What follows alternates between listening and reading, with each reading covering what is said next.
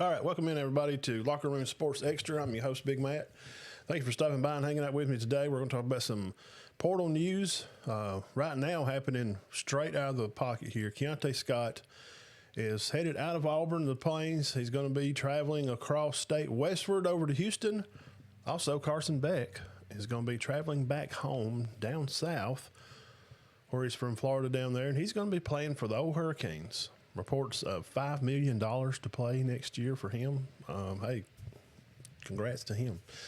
Also, let's get some reactions from the game last night. Y'all hit the comment section over there. Hit the likes and the thumbs up. Subscribe to the channel if you hadn't already. We'll try to come on here live. Right now, this time of season, there's not a normal Sunday, Tuesday, Thursday because of the bowl games, and it wasn't on last night, of course, because of the game. But the game will be on later. We'll definitely want to talk about Ohio State and Texas. Should Texas even show up? I mean, they're only like a short car trip down the road over here for them to go over and play Ohio State. The Buckeyes looking like the #1 team in the land right now. Does Stark even bring the guys over? Because the whole nation has already got them getting beat. Me included. Sorry, but I do. Sorry. I do. Sorry. Just kind of is what it is. So welcome into the Friday snow day edition here. North Alabama probably got a nice little inch or two of snow out here on the ground up here in the northeastern part of Alabama. Hope everybody's having a good day. Think we could take a little bit of you guys' time and talk about some football. And I'm sure you're in the house and hanging around. So just sit back, chill out for a little bit, and let's talk about some football. Hit the comment sections. It's always welcome. I want to hear what you guys think about these games. So first, let's talk about last night. Now, due to popular belief, Notre Dame has been said to have played a good schedule, and we should not compare their schedule to other teams because they just play the teams that they have to play. Wait a minute, hold up. Why did you just say that? They don't have to play those teams. Guys that are talking about them getting out of an independent, getting into a conference, will get them locked into games, get them scheduled games that they must play. Notre Dame can schedule whoever they want to play. They're an independent. We can go through their schedule.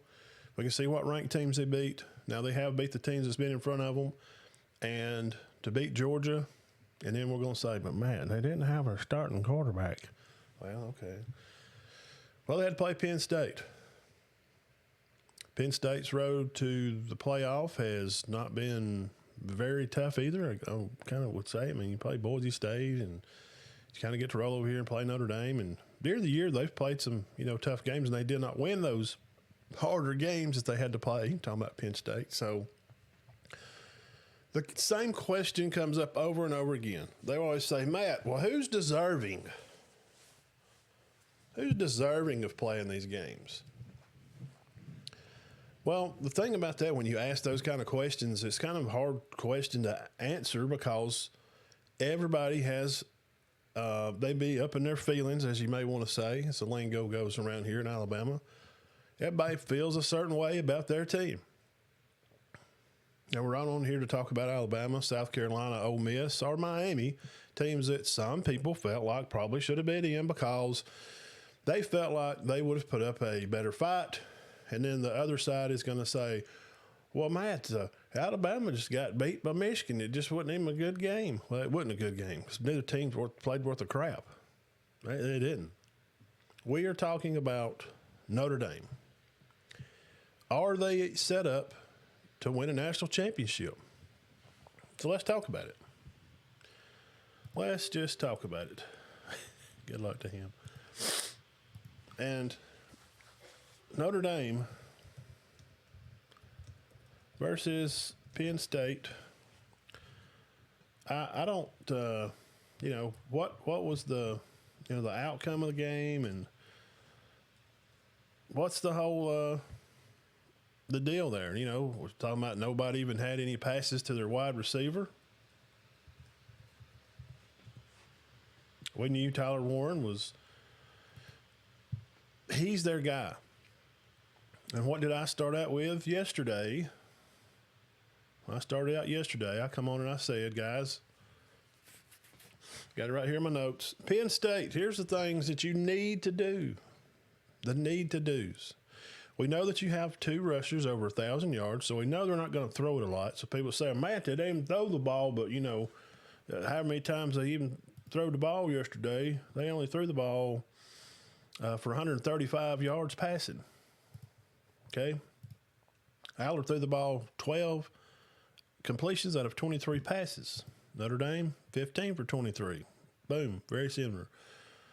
Leonard had 223, and like we said, 135 for Aller. But Aller threw the pick that won the game and set them up for Notre Dame to kick the field goal and not go to overtime. But Riley Leonard, we're talking about Notre Dame. They're setting on a path, Matt. We're laying it out right here. Are they ready to go play and win it? Well, we have to look back. We have to look back at it. We have to go back and look and find out who they've played and, what does it mean from where they've come from to where we think they're going? Because, how can you have a prediction if you don't know where they've been? There's no way. So we'll start with last night. Penn State's in control of the game all the way up till right before halftime. Now, Leonard goes out, gets his head bopped on the ground, and this Angel guy from New Jersey somewhere, looks like a son of an Italian mobster. To me, he's kind of what he looked like. He comes in and goes like 7 for 8, completing passes and just hopping the old fighting Irish right down the field. Bing, bang, boom. First down here, first down there. Penn State backs off and plays old Sloppy Joe cover 8. Man, dude, I'll start right there with the failures of Coach Franklin and the accomplishments of Notre Dame D coach, Coach Golston. Teams do this, and we ask all the time. We talk about it here. Again, you come by on Sunday. We'll be live at 6 like normal. We'll break down the game and tonight's game. We'll go a little more in depth with that also. Then we'll talk about who we're going to pick to win from tonight's game versus Notre Dame. So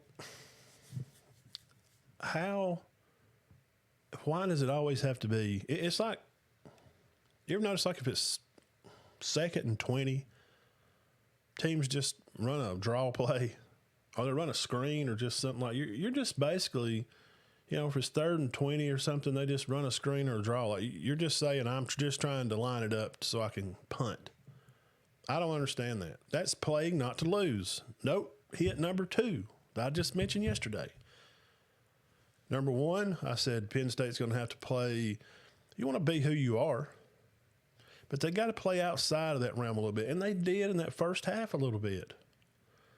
Warren in the Wildcat, I thought it was a good option. I liked it. Thought it was a good plan. But I also said you got to get outside the hashes and throw to him out on the edge. And they did like once or twice, and it worked.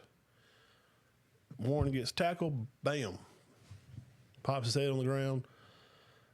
Somebody can tell me in comments here. I'll wait. Did he come back in and play anymore, Warren? A Penn State tight end, 44? He's a dude now. Okay, I think he's a first-round pick. I ain't saying like top 10 or 20. But he's a first-round guy. Okay? So, where do we go from here? Okay? This is the notes. Warren gets the ball outside. Check, he did. 2, stay as yourself. Penn State. And they kind of did. And we knew, coming in that, guys, they got, 2 1,000-yard rushers.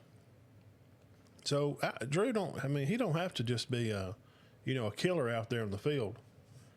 So the first half and the way things had kind of went here, that's the second part here, those are the fails on them. That playing that soft Rudy Poo defense from Penn State, just letting Notre Dame go down the field and get 3, knowing they get the ball. But thank goodness they did have enough smarts to know that don't kick them the ball, because we've seen what happened in the Georgia game. Young takes it back for a 6 to kick off to start the second half. I'm just really confused and enamored by Penn State's, and they played not to win. They played not to lose. That's kind of what seems like it. Seems like how it kind of went to me. First half was a win. Second half,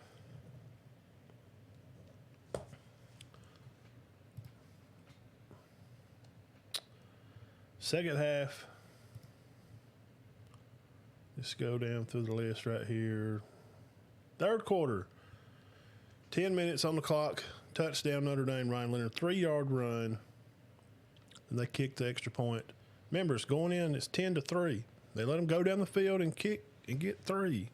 And I know it don't seem like much, but it is. If you're going to dominate these guys, you got to dominate them. I felt like Penn State was the better team. I wasn't sold on Notre Dame because they beat Georgia. And I've stated this in another video I did the other day. If the SEC's down and Georgia's mid, then how good is a win against them then? Either Georgia's mid and they're not really good. That's what everybody's saying. And that's not the Georgia team that we know to be in the past. That's not how SEC teams usually look when they play to come in these playoffs. It's different. That's over. It's a new era. It's different now. Coaches are learning on the fly about how to pay their players, and we're learning as Ohio State has done and now Alabama is doing. You take your portal money and you pay the guys that are going to stay. You've seen Alabama had all those defensive guys come back, the offensive linemen, tailback, the receivers. They're paying those guys to stay. That's what this NIL is doing. You make a collective for the guys that are already signed, not coming. You're going to pick up some guys here and there. You don't want to plug pieces. You get a lineman here, or you get a tailback over there, etc. To add pieces. Like they got the guy from, where was he from?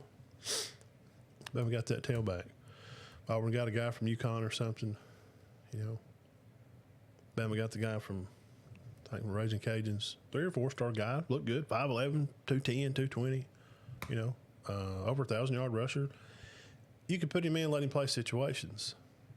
So that's what we're figuring out. It's different. It's new era. It's different football, Matt. It's not the same. So we can't compare the same. So Notre Dame beating them, how does that put them on the pathway? They beat the SEC champs. We're on the ride now. Now we're going to the second half of Penn State, Notre Dame. We're laying the road here. Notre Dame is headed to the national championship game. Do they have a shot to win it? Second half of this game, within just a few minutes, 3 or 4 minutes, Leonard goes down the field and they throw to this Goose Brock or Tater Water or whatever you want to call him. Some guy, they said he had like 5 catches all year.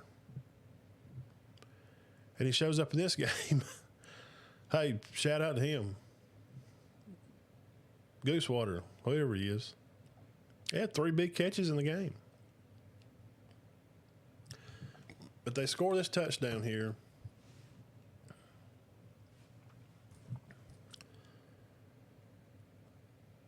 Off Great House. There you go.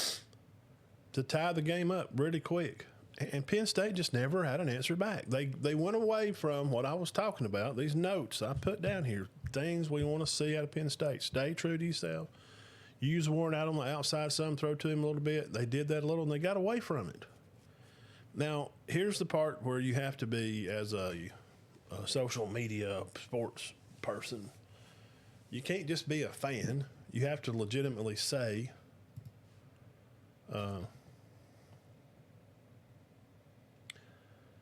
brought to you by Pick and Save, your one-stop shop for all your Blizzard needs. Shout out from Steven over here at Pick and Save. What's up, Jeff Rowe? They are open. Milk and bread. Steve said come by there and holler at him. He's a milk, bread, eggs, ham, lamb, potatoes. They got it all. So second half of this game, we're going through this. Homeboy falls. I mean, I know people fall. I know, man. It's just, I mean, things happen. Dude falls over here, and we're now in the fourth quarter. They'd already tied it up. Love had a good run down there close to the end zone. He's just freaking dogging people. He's got on a knee brace. It wouldn't have mattered if he had a brace on his head. He was going to score. Great effort by him. I like him. He's a good back. I think he'll be a second-round tailback for sure, probably. Okay? That's just my opinion. But Penn State didn't have any answers to try to score or get back in it. So, again, this is where what I was saying for brought to you by Pick and Save come in. You have to remember to speak on this as sports media. That's what we want to do here. You do have to give teams their flowers when they play well. And we can't just say, well, Matt, Penn State, just give it away. Yeah, that's the fan in me wants to say that because I don't like Notre Dame. I've never been a fan. I never will want to be or ever will be a Notre Dame fan. The only thing good to ever come out of Notre Dame was Joe Montana, the greatest quarterback to ever play the game. My opinion. I grew up in the 80s and watched him play. I know Tom Brady's the guy, and he's won all them championships. I'm just talking me. So I have to say, well, Penn State, seems like they come out after halftime. Penn State didn't play too good. Well, what's the other side of the coin say? I got to be sports media. I got to be fair. Maybe old defense coach Notre Dame, old Golden, old Owl. Remember he used to wear the tie? Remember him? Coached in Miami. He on the green and orange striped tie. Y'all remember him? I think he did fair with what he had down there. Had a mess down there back then at Miami when he was there. It's been 10 years ago probably. But he adjusted. And Penn State and Coach Franklin and their O-coach just try to – you got to be able to adjust to what you're getting. Notre Dame seen that they wouldn't get home, and Penn State was taking care of business, doing what they do. They just run the ball, and they're going to play defense. So Abdul Carter's he's a guy, man. He reminds me of those old school Bama guys, I think he's a first-round pick. Abdul Carter, Big Ten Defensive Player of the Year, played with basically one arm. He's dipping his good shoulder, ripping through with one arm, and getting in the backfield and making plays. He's a good player. But Notre Dame found out a way to get away from some of that middle pressure, and Penn State did not find a way to get away from some of that pressure in the middle that Notre Dame was offering. Did we ever hear of any linebackers at Notre Dame being mentioned? We've heard about their defense. Finally, in the final ranking there, they're top 8, like 8 or 9 or so. So they adjusted, and Penn State didn't. Now to go on through the rest of the second half here, we got into early in the fourth quarter here, and Greathouse makes some great catches. I need to look up his total stats for the year. Notre Dame didn't quit fighting.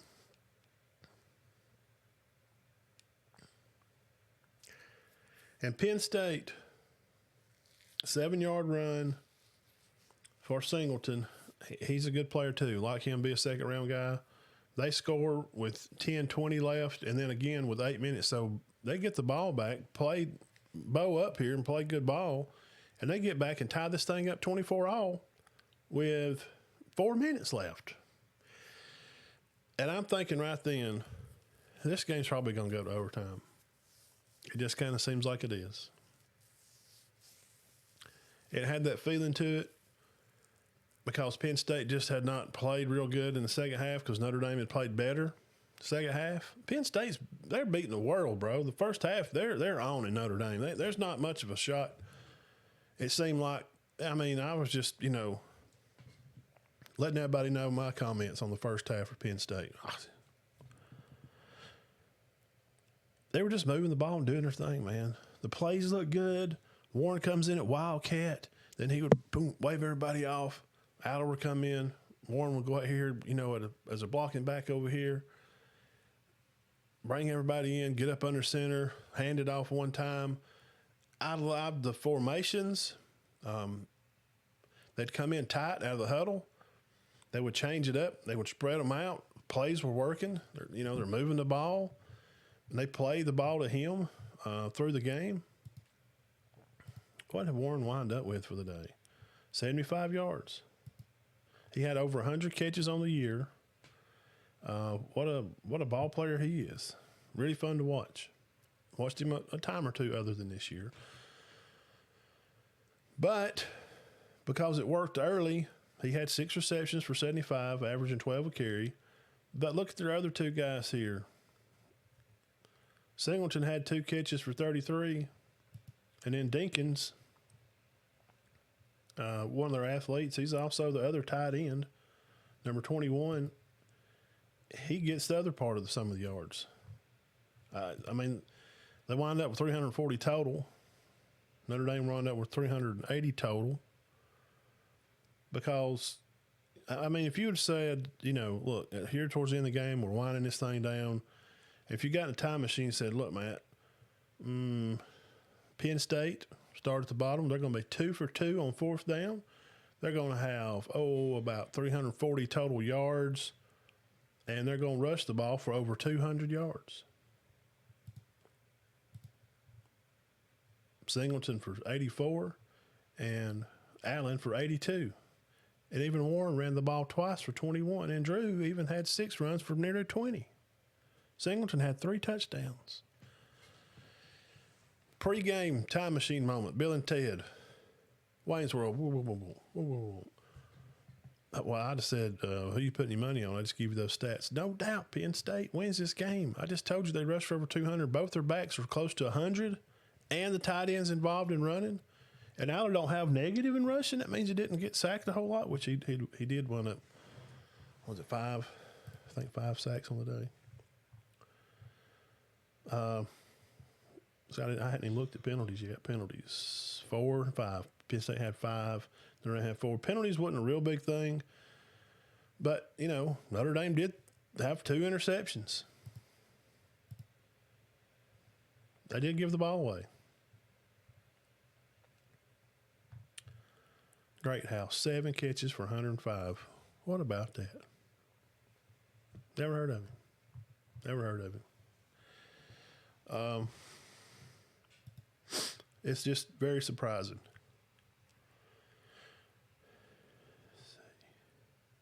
I'm fixing to sneeze. Trying not to. So that kind of wraps up the end of that game there, I guess. You can go over here on Twitter. We'll look up some more news. Peanut Gallery. Let's see what we got before we move on to the next. Penn State lost the game in the final 2 minutes of the game. Yep, they did, Jeff. It was mentioned that this was the same official. Yes, it was. We heard that the first of the game. It's the same crew that bumped through the game, the Notre Dame and Georgia game. Now, did that affect anything? What do y'all think? Yeah, guy, the comment section right here. You holding your phone in your hand, you're watching, you're sitting there in the house, you done been outside a little bit, your hands is cold maybe. Maybe your hands maybe they're numb and you can't type. Right here we are.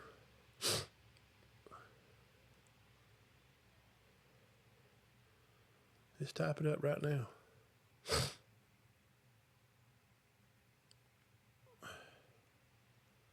Yes, Matt, I think that officiating crew sucked, and they helped Notre Dame beat Georgia. Now, he got the same ones. It's cheating.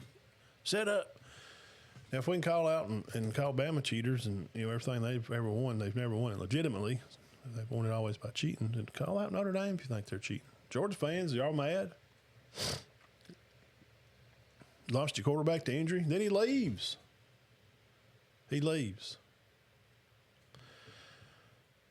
So to finish up that, I guess, final thoughts on the game. Penn State did not adjust in the second half, but still had a chance to win. After game remarks, Aller says, I went through my progressions. I knew there was a guy coming across the back, and I was going to throw it at his feet. Yeah, like the one he throwed at the feet of the freaking tailback when he's going to score on the first score of the game, and you had to kick 3. Bro, what are we doing? There's no athlete. We don't have athletes hardly in college football anymore. There's just not a lot. We're so spoiled on these old Ohio State teams, even that team with Cardell and them, from LSU and back to OBJ and to Joe Burrows and the Jeffersons, to Alabama and all the guys from the Derrick Henrys, A.J. McCarrons, the dogs they had on the defense. Just great athletes from Georgia, from Noshawn Marinos to Aaron Murray, back to Matthew Stafford. These guys were great. This game last night, to finish this, didn't have those kind of players. I don't care what you say. And I heard people on Twitter say, well, it's just people, casual fans of the game, just passerbys, said this is not a good game. Shut up. And it was a good game. But it's kind of like when you bust up in your grandma's house, you want that cold cup of milk, but you know she keeps skim and you forget. And you grab that old jug with the label turned backwards, you hit the lid on it, and you chug it up. And as soon as it hits your mouth, you just go, that's skim milk. That's not milk. That's watered down 1%. What am I if I just done? And you throw the lid on, you turn around, yep, sure enough. That old 1%, old skim. So you reach for the whole milk. Where the real players are, the athletes is where you used to been seeing, that's not there. And I'm telling you, Saban warned us. Lane Kiffin told you. Saban said this in 2020. This is what you want. Be careful what you wish for. You start busting this portal open, letting guys move around all over the place. Nobody's going to be loyal. They just want to be loyal to old self. But you still have to recruit the right way. Go get kids out of high school. Find the ones. That's why this portal kids are moving around. You're getting kids that don't want to stay. But obviously, Keontae Scott, hey, Auburn people, I'm talking to them. They're saying, hey, man, roll on out. God bless him. But that's a loss for them. I remember the fans being extremely high on him. Back in the summer, man, you couldn't pour sugar in their mouth. It was just everything so great. Now it's not that important. So what you seen last night is what I'm telling you. It's going to be kind of the norm for what you're going to probably see from now on. Now there's going to be some guys coming in and out, and you'll have some elite quarterbacks. I think there's a good group of quarterbacks coming in now. But it's just not – it's just going to be different. So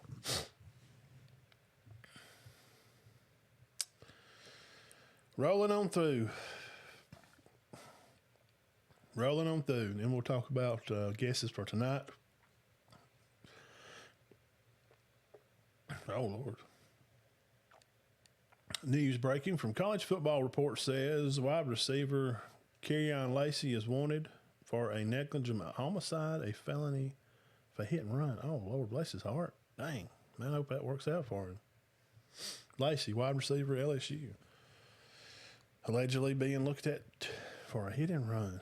Dang, I hate that, man. I hate bad stories. Brad Crawford puts out way too early. Top 25.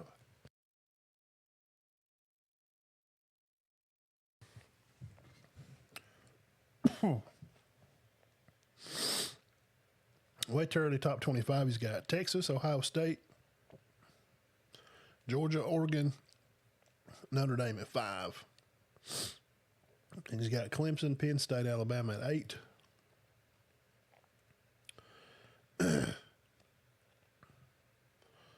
Miami at 9, LSU 10, SMU and South Carolina. I just shared it over there on the Twitter page if y'all want to go. If you want to go check that out. Carson Beck, Georgia fans, tell me what you're thinking. What do you throw? 30, 25 touchdowns? That about 12 picks, I think. Double that picks from last year.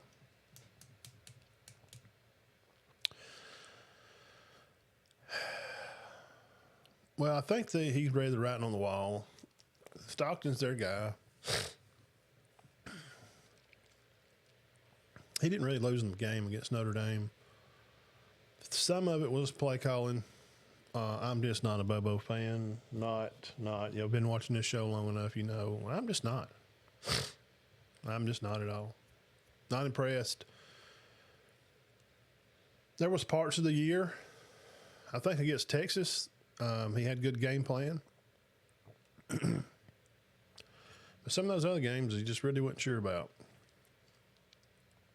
Obviously, Beck didn't like it, or he could. You don't think the room's not open to him? He's a starting quarterback.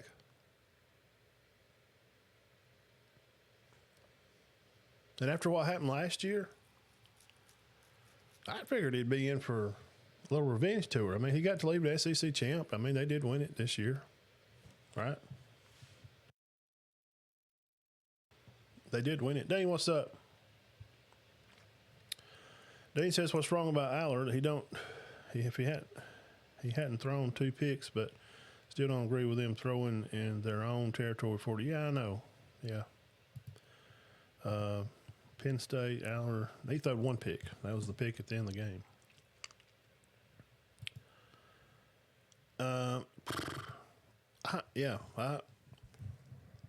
It was first down, wasn't it? Pretty sure it was first down. Why would you put him in that position? I mean, well, at the end of the game, they say they learn from it. They're going to move on.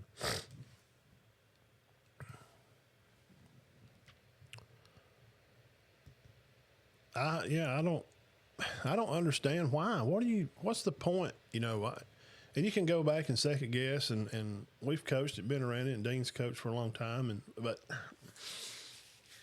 it's like it's a tie game. You can play overtime. They're on the road just like you are. It's not like you're at Notre Dame. Sometimes I think, well, if I had 2 timeouts, tie game, and maybe my quarterback has made some good throws tonight, but he hadn't. He'd been throwing to the tight end some. I just told you, Warren, he had 75 on the night for about 6 catches. He even ran the ball, some. But somebody, y'all tell me, after he bonked his head there and he made that big catch up the side, we didn't see him no more. Maybe we did, and I don't remember seeing him coming back in. But him being in Wildcat, even when he didn't run it, they would change their defense a little bit. I don't know why you're throwing the ball right there.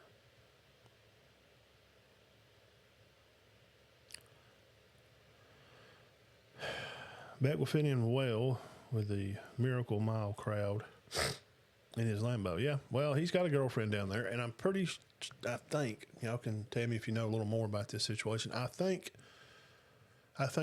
his girlfriend, Carson Beck, going to Miami, she's the one that was in the NIL when they went to the Supreme Court, whatever, when Ted Cruz and Coach Saban that had a big meeting up there. I think they were sisters, right? Well, they both gymnasts, and maybe one played basketball. She kind of looked like her. I didn't see her up close, but I know she was a young blonde-headed lady. But, anyway, Georgia fans, are y'all Burge hadn't really said, so I guess he really didn't care. I mean, you got to see Stockton play in the bowl game, so I guess Georgia fans are okay with it. Yeah, Dean says he don't know why you put him in that position at Penn State with Drew Alder. They probably weren't going to get in field goal position. He had only 139 yards passing. Yeah, she is a basketball player. I don't know if she was one of those girls that went to the Supreme Court with them or when they had that big meeting or something. I don't remember.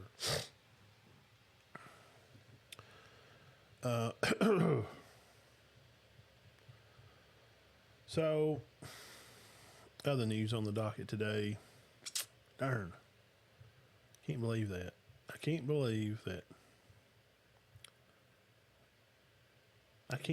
they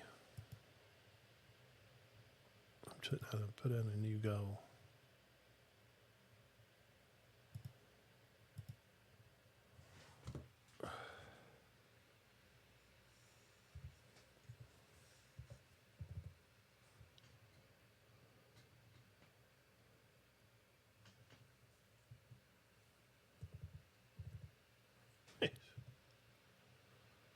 Okay. Let's change some of this here today.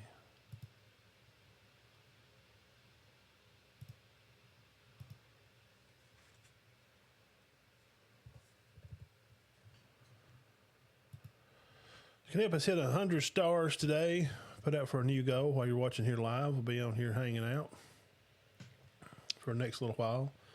And basically what a star is, you can hit it over here you go to the top of the comment sections, and it says you can support the show by seeing stars. Stars help us earn money to keep the show ad-free, and it's under the video there. And what it does, if you have a whatever PayPal or something connected to it, it's like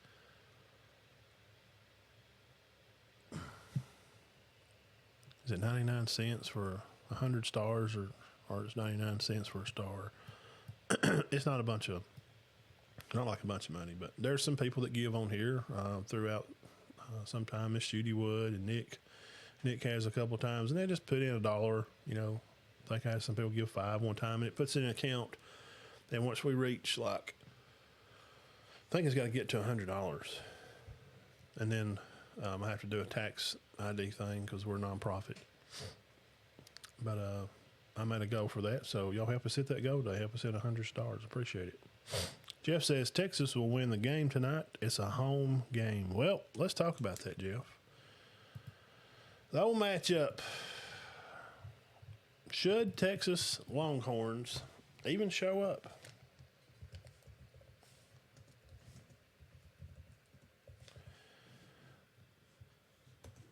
These guys have played before. We talked about that back 20. See, what year was that? See, they played back Texas, Ohio State, 2008. Texas won 24-21. Fiesta Bowl, 400 yards passing by Colt McCoy. So 24-21 was the final in that game. Texas and old Stink Eyes.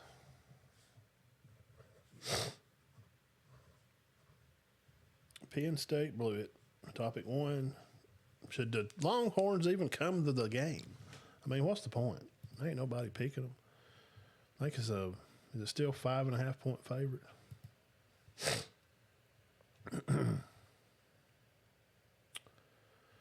Lopsided betting for the Buckeyes and the Longhorns as of right now. ESPN report says Friday as a consistent 6-point favorite over Texas, and the Capital One Cotton Bowl is spread much larger than what was expected. Sportsbooks at Ohio State only a 1.5 favorite over Texas in the early lines posted last week before the semifinal matchup was set. But after the Longhorns squeaked past Arizona State in overtime and the Buckeyes blew out Oregon in the quarterfinal game, odds makers knew they had to adjust the line at the Cotton Bowl 6:30 tonight. Kick it probably be at 6:45. Quote, ESPN says, Texas just does not impress us, and Ohio State looks like a runaway freight train right now, says Murray, a veteran Vegas booker. 5.5 point favorite still. So,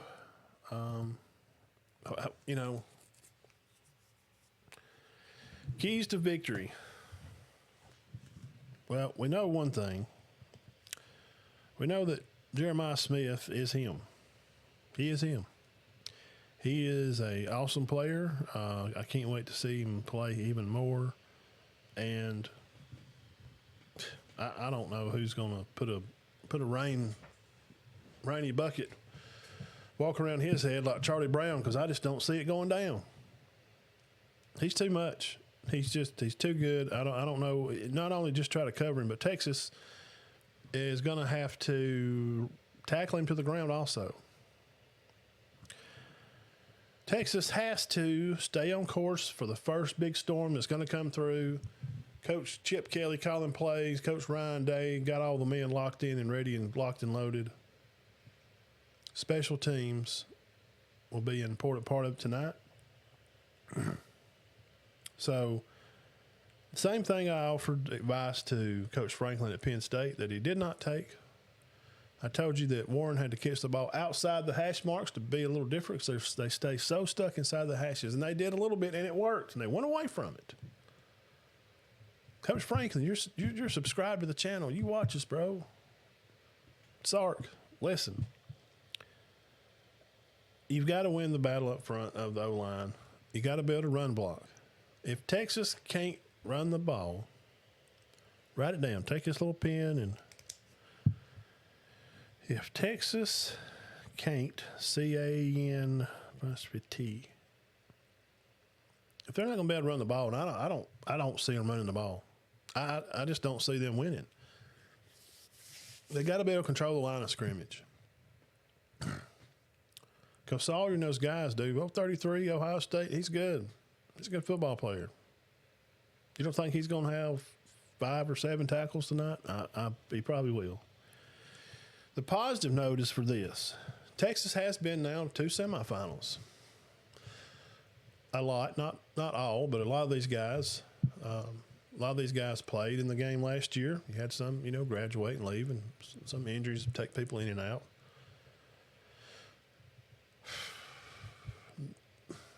Sark will have to hope that Ohio State thinks this moment is too big and Ohio State just lets the moment overwhelm them. But it sure didn't seem like it against Oregon. Tennessee looked a little overwhelmed.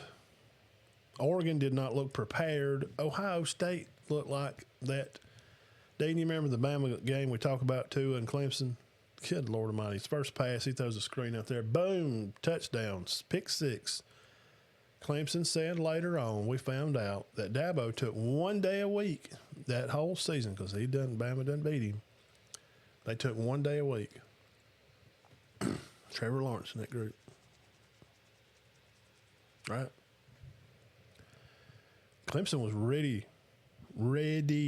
They didn't miss nothing that night. It was I don't even know how many penalties was even. It was just an elite showing.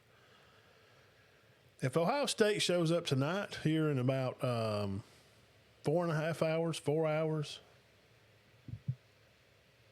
if they show up ready to play like they was for Oregon, Texas they might as well just kick the ball off and go to the sidelines. It's done. But again, the main thing, and we'll go to Ohio State. Texas is good up front, man.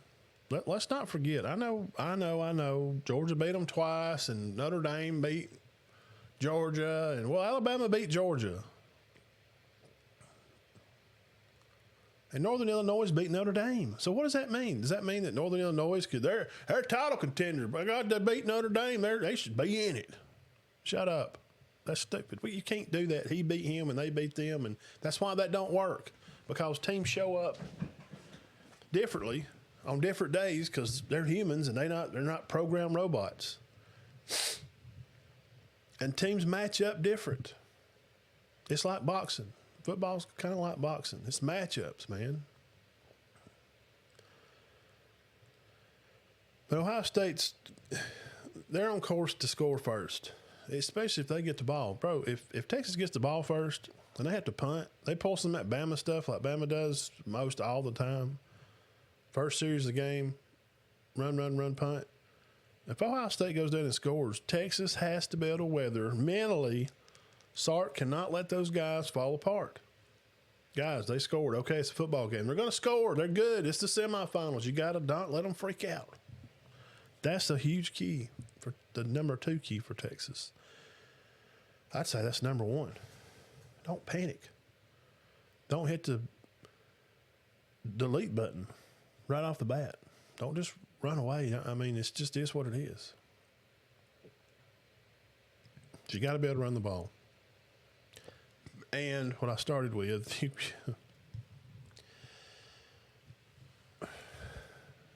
got to be able to tackle him to the ground. I said to Peanut Gallery, and we'll move over to Ohio State. Dean says Henderson averages about 7 yards a carry, and that would be advisory for them to run Henderson. Yeah, him or Jenkins both.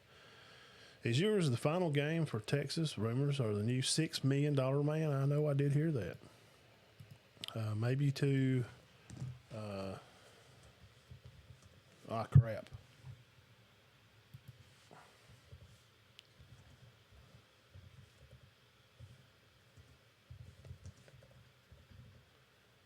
Maybe to North Carolina with old Belichick's. $6 million. Henderson averaged 7 a carry. Yeah.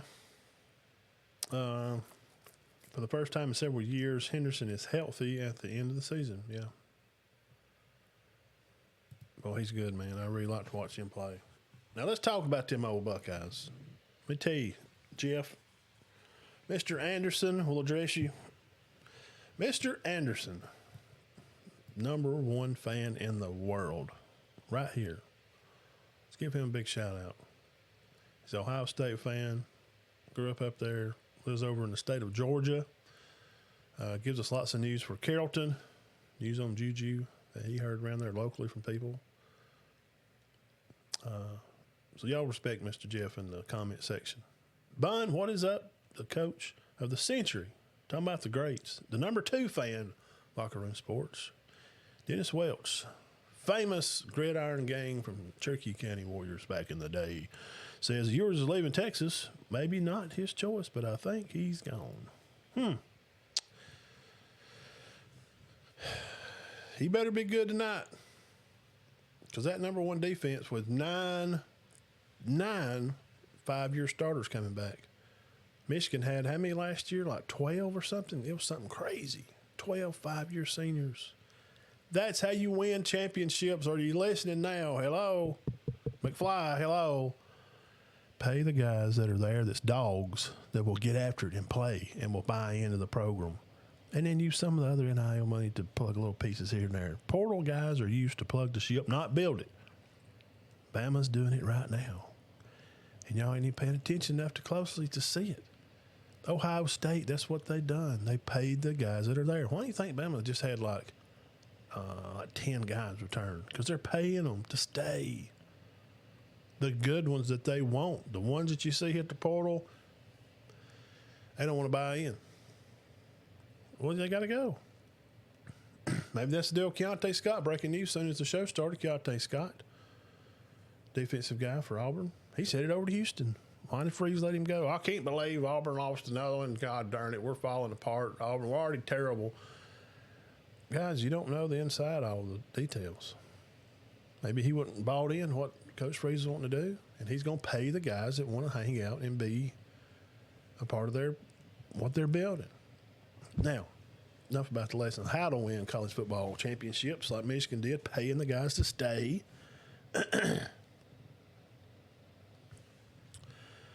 Ohio State has to, what? Overcome that first little sputter. My #1 key for Texas was Texas has to, what? Texas has to overcome that first storm. Well, Ohio State's got to start the storm, right? So if Ohio State comes out and has a sputter, Texas comes out, punts the ball, Ohio State defense Cadillac and Sawyer's tackling people in the backfield. It looks like LT out there murdering people at the Giants from 1985. And then Ohio State comes out. Oh, Howard comes out. Here comes Henderson. They turn around the backfield, first play of the game. Boom, hits him in the gut. Ball falls out. They recover the ball. 2nd and 13. Don't freak out. Start off fast, but stay your course and do what you do. Use your dog out there on the side. You got a backup over here. It sounds stupid. Abuka is a backup to Smith, but I'm telling you, Smith is him. But you got Henderson. You got Junkins back there. Offensive line blocks pretty good. You got a Remington Award-winning center that come from Tuscaloosa that had about 20 snaps on the ground. That was part of the costing them to lose to Michigan. But he goes to Ohio State, and he's the glory child of the Roses up there at Ohio State, brother, let me tell you. How does that happen? Start fast. Be able to react to the plays that you're getting here. Ohio State's got the ball. If you flub it, you miss it up, you drop a handoff, you drop a pass on 3rd and 7. Ah, dang it. We got a pot. Don't panic. Don't start running trick plays early. That shows panic. Don't do that. Ohio State has to know your role and shut your hole. Let Smith get the ball and let him make Texas defense nervous. Make them jump routes early on his stop and go. Force them into those mistakes. And last point for Ohio State. I know this is backwards. Me and Dean's brought it up 100 times. You got to run the ball so you can throw it. Well, not today for Ohio State here in just a couple hours, let me tell you. Ohio State needs to throw the ball to set up the run for Hendo and Old Junkins. Pike Road native down here about 3 hours south here in the wonderful snowy state of Alabama. That would be my keys. That's what I would love to take away from it. And I think that's about wrapped it up for the day. Any other news anybody like to share? Hit the comments there. Hit the stars. Support the channel. Ohio State defense is fast. But it does seem that Howard is scared to push the ball down the field. This is when I watched film on Ohio State. Their C gaps and wider are good, Bun. They run the ball well. Play calls work. Sawyer is him. 31-24. 31-24, I said. Give it to the Buckeyes. Through all these playoffs, through all of them, I have missed one. Yes. This 12 team started. You know the one I missed? Bun, you know which one I missed? I missed last night. Penn State shouldn't have lost that game. They give it away there at the end. So, Bud says, man, you can't leave Texas and never be the star with what they pay him. Yeah, you're right, maybe. The Buckeye Homer Jeff says the offense needs to be able to run the ball up the middle, yes, or use our speed on the outside, yes, yes. Howard needs to hit Abuka, yes, yes, yes. And the Bama center got injured early in the season. No. He won the Remington, though. He's the greatest center of – he won the best center in the nation award. Cam Howard, Bun says, keep the hot hand. That's the biggest thing. Can he? I don't does it matter? I'm just saying. Does it really even – does it matter if Howard is hot or not? They got a backfield. Ohio State can run the ball.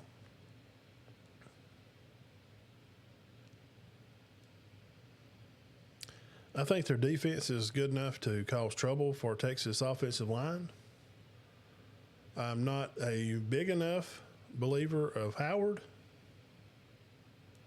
So I just can't buy any stock in him. I never have.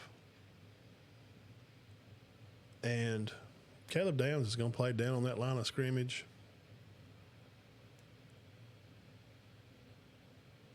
And he's a tackling machine. He's a leader of men. Portal guys come and go, and that's just kind of the way it is now. and you just wish them luck. And I don't like guys leaving Georgia Tech going to Georgia. I don't like guys leaving Auburn and going to Alabama, or vice versa. I don't like that. There's still an aspect to me that's old enough to know that there's still part of rivalry in football. I know these guys are all friends on Instagram, and all know each other from high school. Some. I don't like that. But the one miss I hated losing, man, I really hated losing Downs. He's so smart, man. And he would fill in great this year after when Malachi graduating. Him and Sal back there, dude. And they're going to be good on defense anyway. But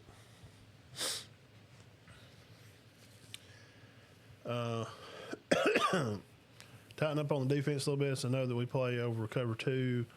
Downs is a beast. Sawyer is great in the middle. The line has been good. Yeah, they have. He tore his Achilles.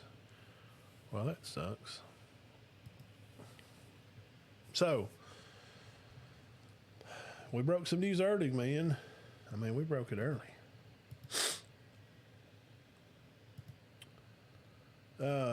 Let's go back to some news, and then we'll get off here. Just running through some Twitter stuff. Everybody enjoying the snow out here. Hope everybody's having a good day. We're just rolling through some news here before we get off.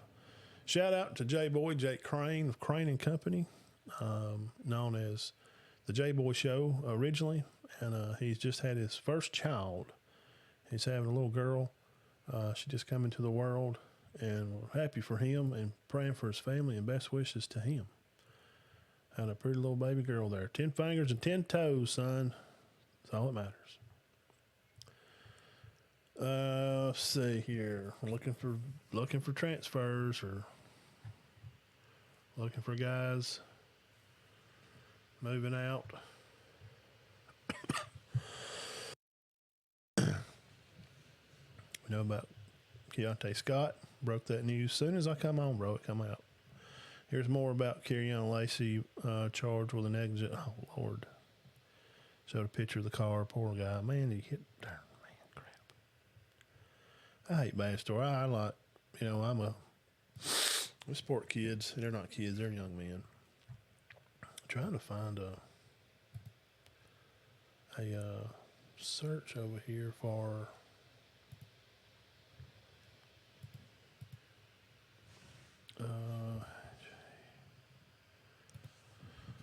shout out Hayes Fawcett over there on Twitter. 1 hour ago breaking. 1 hour ago now. He is committed. Keontae Scott is now a Houston Cougar. Shout out to him for that. Former Michigan State and UAB tight end Jack Nickel has committed to Miami. Bringing in some dogs with him over here. For Carson Beck, career totaling 8,000 yards, 58 touchdowns at Georgia. Wow. Wow. Ole Miss transfer Aiden Williams has committed to Mississippi State. That's wrong, bro. You can't do that. You can't go from Ole Miss to Mississippi State. You can't. Man, that shouldn't be that. I know. Southern Illinois is for national champions, they say. Northern Illinois. My apologies. So, let's see. Here's one more here. Tight end Holden States has committed to Indiana, picking up the big 6'4", 250-pound tight end with 31 receptions, over 300 yards, and 5 touchdowns from Tennessee. Headed to Indiana. A&M, Louisville, and Arizona cornerback Marquise Groves Kilbrew has committed to Nebraska. Shout out to Elijah Pritchett, former right tackle at Alabama, that could just couldn't find his way, man.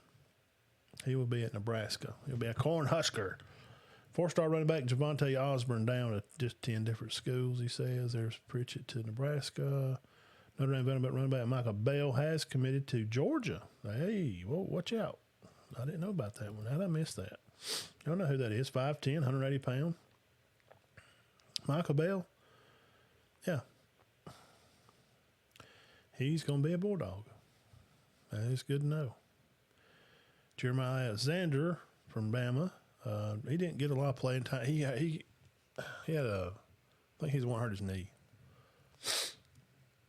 Was it a knee sprain? I don't know if he had surgery or something on, because he tried to get back in rotation. He just couldn't get back in rotation. I mean, it is what it is. Hey, God bless him, man. Whatever. Utah State transfer running back Rochelle Fashion has committed to South Carolina. Gamecocks picking up some people here. 6'6" wide receiver with 1,000 yards receiving. Transfer Noah Thomas has committed to Georgia. Well, Georgia's got them 2 guys over here. Okay. The Davis kid, Arizona star transfer, will be playing at Washington now. Alabama State UAB safety Maddox has flipped from Florida. He is headed to Georgia. See, Georgia's opening the playbook. Georgia fans, don't freak out. It's going to be okay. Wide receiver Amari Jefferson. I liked him. I remember keeping up with him in high school a lot.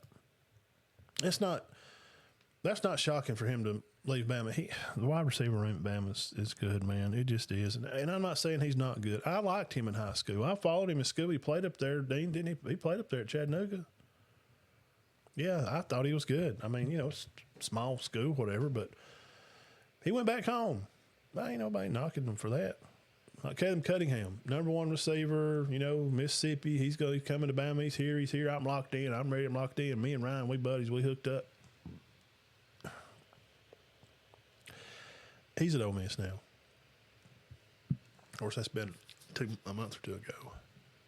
But he's staying home. So, anyway, let's see what's up here. Peanut Gallery, I hate the snow. Jeff. Grubb's coming to Bama. I don't know. Houston is getting a former A&M starting quarterback too. Oh, really? I don't know. That's a good question. We could talk about that. Ryan Grubb, Seattle Seahawks former offensive coordinator. Saban tried to get him back, I think, a year ago before he got Reese, I think, and he turned it down. Saban retires. They just go out there and hire the whole staff. I still think hiring the board is not a bad hire. Fans don't freak out. It's the first year. They did win 9. They lost some games they should not have lost to Vanderbilt or Oklahoma or Michigan. But I think that how they're going to play football is the new way of football. And it's not what you're used to seeing in Alabama, but you got to just take the medicine, the little spoon. You'd have to get the medicine, take it, and then you try to hurry and get your drink of water. That old pink antibiotic medicine. Remember, we all had to take it back in the 80s. God, it was terrible. Ooh. I can still taste it. It's just we're old. If you're 40 or older, or at least 45 or older, it's not what you're used to seeing. Heck, in my son's age, if you're 22, you're not used to seeing Bama not win. It's not the same anymore. So we can't compare what was to what is. I think the board's style of football is the future of how football is going to be. You're going to run it some. There's still going to be teams run the ball. But I think primarily, we all know it. It's just a pass-happy league. We're the semi-pro NFL team. It is. And JUCO is not more than just a prep school to get guys ready to come to college and go pro. How long is it going to be before we see a guy play 2 years JUCO and just go straight pro? How long is it going to be before that happens? It's something to think about. I mean, serious. Think about it. So, with the style of football that Washington plays, topic at hand, roundtable discussion, Ryan Grubb may be coming to Alabama. The talk was hot for a couple of days as soon as he got canned out there at Seattle. But you know what? Their passing yards matched. I mean, they were like they were in the top 10 or 15 in offense, Seattle was, and their passing yards matched the top team or two, passing-wise, numbers-wise. Has it – but, like, if you just You can't fire Sheridan. I mean, you know, he's one of that crew. QB coach, tight end coach. I would assume because they moved that other guy on defense and the other guy, the Hitchcliffe, and then Merrill is going to do linebackers or something, or, you know, Coach Roach is staying at D-line, which I have some questions about. The problem with just running in a new guy because the fans say so, then you run into the problem of every time something goes wrong, then the fans expect they're running the show, and that you just have to make a change. Let's just be honest. You know, there are passerbys that just watch the game because they're just fans, but let's talk about Ryan Grubb here. If they hire him, what happens if Bama goes 9-3 again next year, which at Georgia and at South Carolina and at Auburn is very likely? Yeah, I know I said at Auburn, beat them 5 straight. Beating any team 6 straight is just unheard of. It just I just don't think the luck. I think the luck at some point something crazy, especially over there. The place is haunted, especially at Auburn. Something weird will happen. The ball will fall out of the sky and they'll score in the last second. It'll bounce off the goalpost, and then they'll kick it in the air and somebody will catch an end zone touchdown. Auburn wins. So, you know, say they go 9-3 again. Well, then what? That's the same records they had before. Grubb sucks. And Ryan Grubb, he ain't no. Why did they get him for? Well, you're the one screaming for a new coach. What if you're wrong? And it's not necessarily the play calling. What if it was just the quarterback that couldn't run the plays like the offense calls for and how it needed to be run? What if that's the case? Did you watch them play Michigan? Did you see how many players were left open? Did you see the disgust and the eyes and the antics and the body language of the receivers at Alabama looking back at Milroe when he threw it over their head or threw it in the dirt? They were like, bro, what are you doing? I'm right here. Like, I can jump like 8-9 foot. I can't jump 12. What are you doing?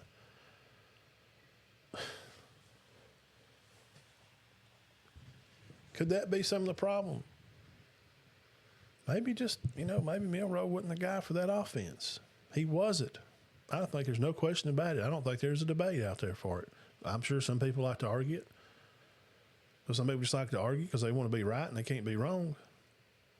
Because it's just hard to fire the OC all year long. Really, look at the game. I've watched them all, and I've watched them. Some of the games I watched 2 or 3 times. I'm watching the line play. I'm watching receivers run routes or something. Bama's receivers don't block worth of crap neither. They are not no Julio Jones out there run blocking. That's a problem. You don't see guys run block receivers. Ohio State, their receivers run block. Watch it. Dude, they were dogging Oregon. Their receivers, when they would run the ball, Henderson's kicking in big sidelines up the side for 20 yards. Watch the receivers block. So just hiring Ryan Grubb, it couldn't be worse. Now, him and DeBoer are buddies. They have been for a long time. Yes, they were together at the Falcons game to see Penix. To see ex-Bama QB Bryce put on a show and set a new Panthers record. 3 passing and 2 rushing. New record for them for freshman there quarterback. Congrats to Bryce Young. So I don't know. Hiring him, are they going to hire him? I don't know. I think it seems like the longer you wait, the more less likely they are to hire him. Or, here's the other side. I can play both sides of it. I'm good like that. Or, are they just working out details now? His pay, XYZ, whatever. You know, what's his actual title going to be? I don't think he wants to come in and just be a co-OC with Sheridan because Sheridan worked under him. Sheridan worked with the quarterbacks and the tight ends.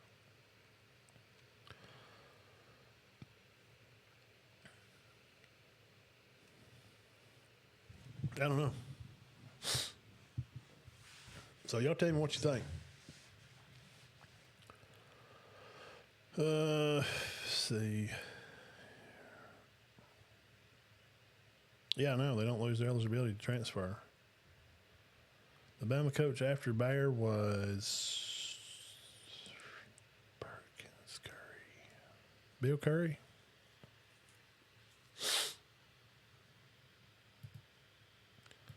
Let's see.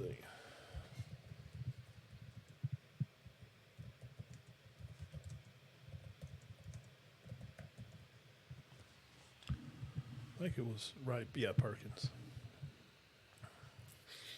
I think it said the Perkins and Curry or Curry, one of the two. Yeah, Ray Perkins came in after Bayer had retired in '82. Perkins was a former, of course, played there at Alabama, and was head coach of the Giants.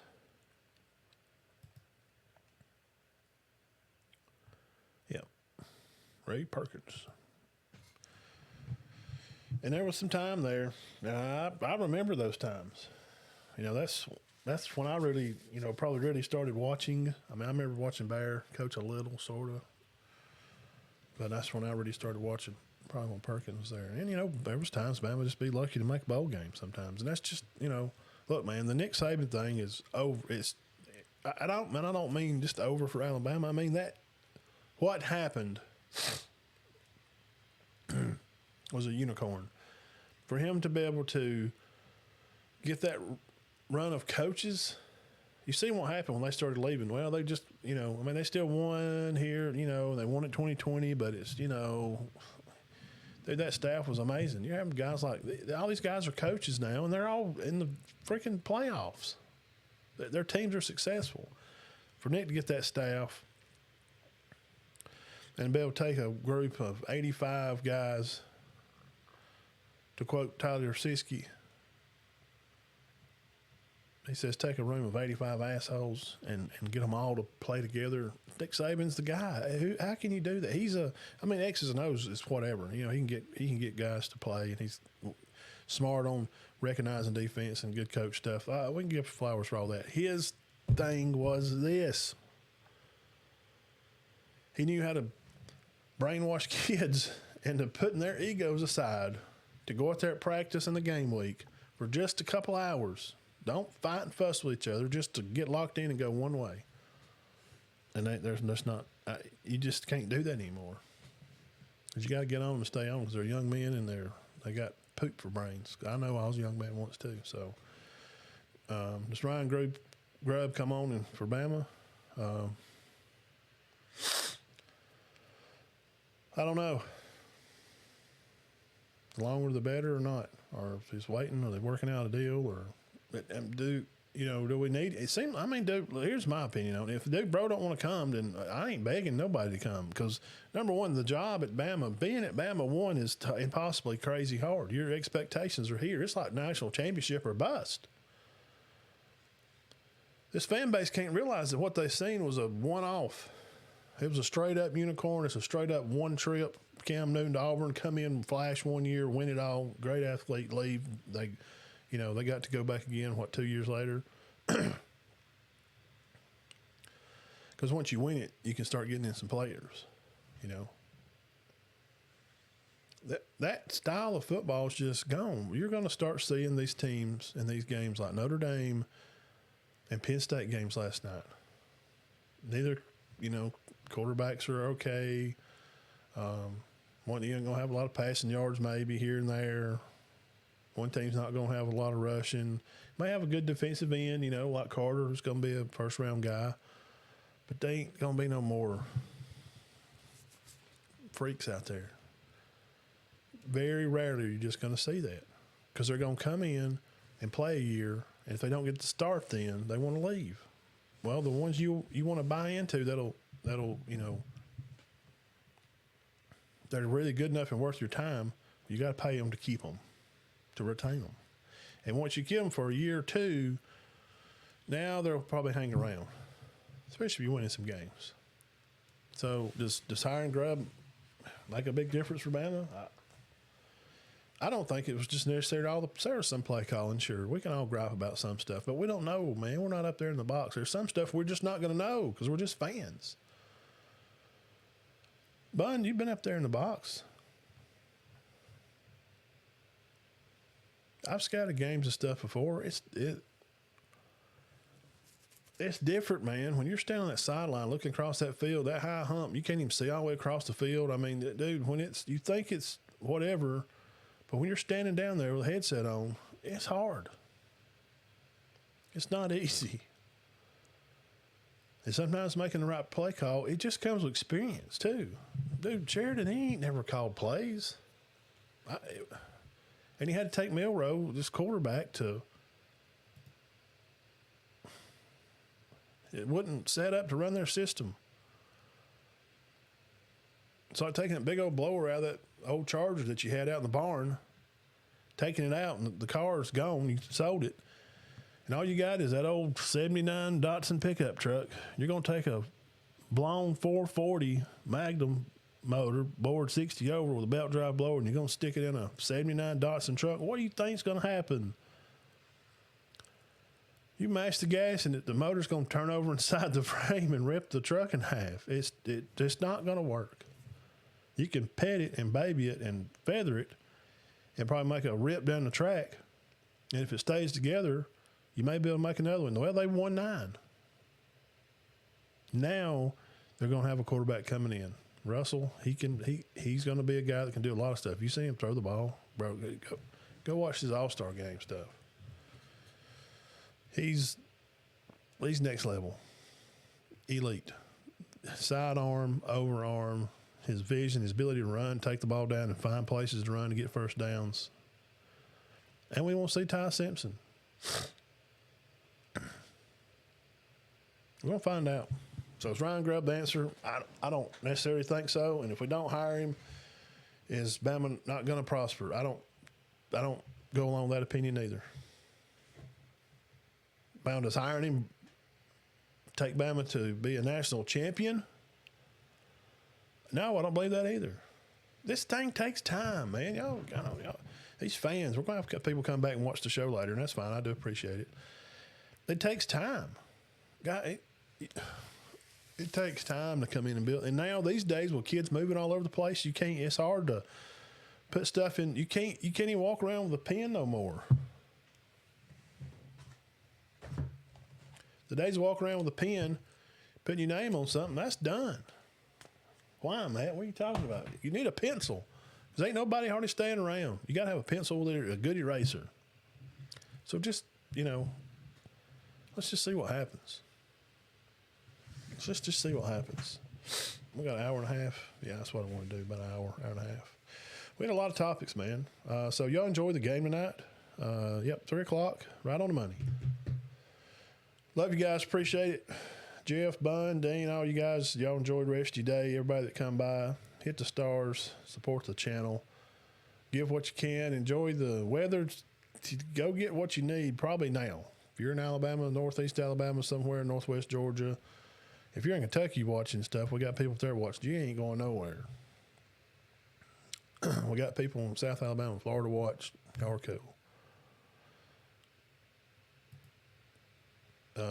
We'll be back Sunday night. Says Bajork gave the coaching staff of Ohio State bonuses after winning the Rose Bowl. What about the proofs?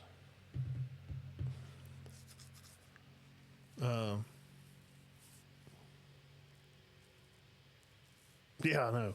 Yeah, we're up here. If you need to go get something, probably like where Bun and Dean and them are. He's across the road from the store. He'll be fine. Dean, he can cut out up through town there. But tonight, when it gets dark, and it's going to freeze over. Tomorrow morning, you don't want to go nowhere till, I don't know, after the sun gets up for a while. So enjoy the game tonight. I got Ohio State winning this, and probably by 6 or 7, something like that.